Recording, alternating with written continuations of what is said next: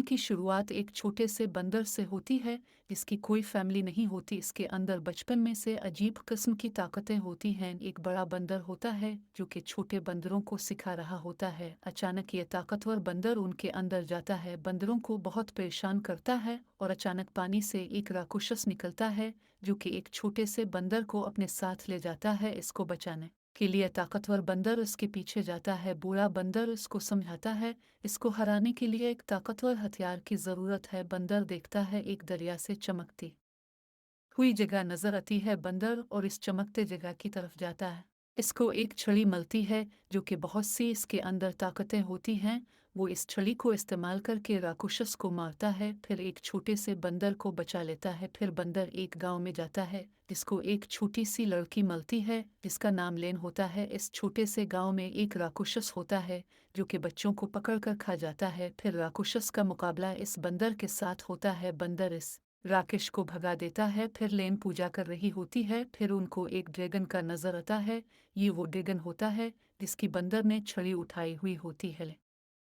इस ड्रैगन के साथ एक मुआहिदा करती है क्योंकि लेन के गांव में बहुत अरसे से बारिश नहीं हुई होती है।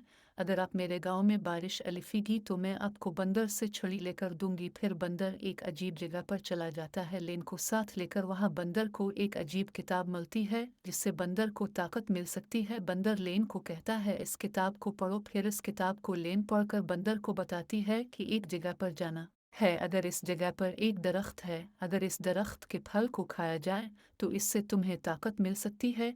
क्योंकि लेन ने ड्रैगन के साथ मुआहिदा किया होता है। वहां पर ड्रैगन ने चाल चली होती है। इस चाल का मकसद बंदर से छड़ी लेना था।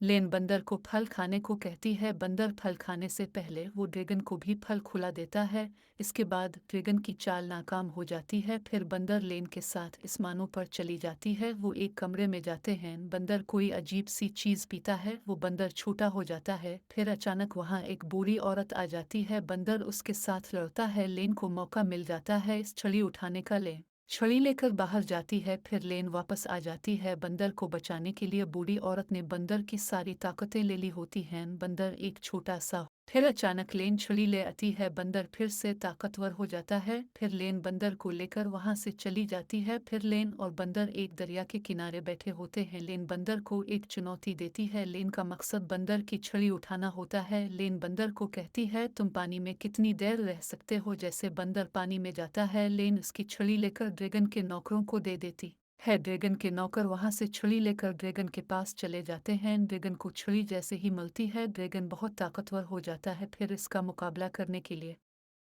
बंदा फिर मैदान में आता है। लेन इस ड्रैगन को अगर बंदर को हराना है तो बिजली गिराओ। जैसे ही ड्रैगन बिजली गिराता है बंदर ताकतवर हो जाता है और बड़ा बन जाता है ड्रैगन के बराबर। फिर इसमें आपस में लड़ाई होती है। फिर बंदर जीत जाता है। फिर वहां से इनका भगवान आसमान से निकलता है। फिर बंदर खुद को बहुत ताकतवर समझने लगता है। फिर लेन और बंदर के भगवान इसको समझाता है। फिर बंदर और इस दिन का भगवान बंदर को एक पहाड़ी में कैद कर लेता है। इसके बाद वो आखिरी मर्तबा लनक से मिलता है और 6 साल के बाद फिर वहाँ के 3 आदमी इतने ही और वहाँ से बंदर को लेने के लिए बंदर इसके साथ जाने के लिए तैयार हो जाता है। हर उसी के साथ यहाँ इस कहानी का एंड हो जाता है।